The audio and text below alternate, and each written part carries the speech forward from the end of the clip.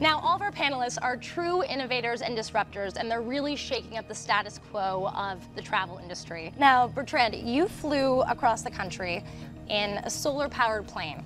It is so energy efficient that the solar energy is enough to keep it airborne day and night.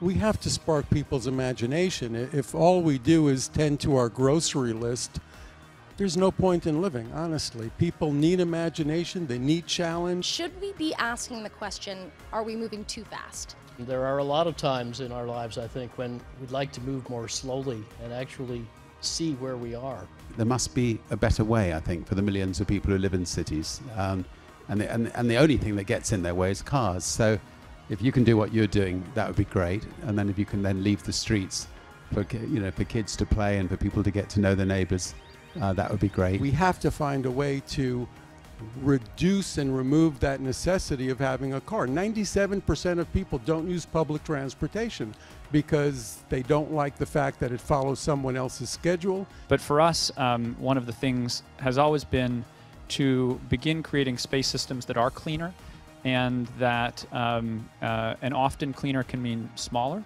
or it can mean more efficient, lighter. The pioneers are always ahead of their time, and the industry is always backward.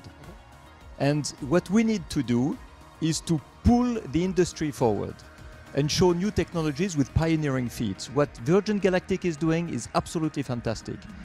We have to elevate also the ambition of people, otherwise we will not make it. The reason our scientists came up with SkyTran was because they realized that pollution and congestion are the two greatest dangers to our civil society and to urban living.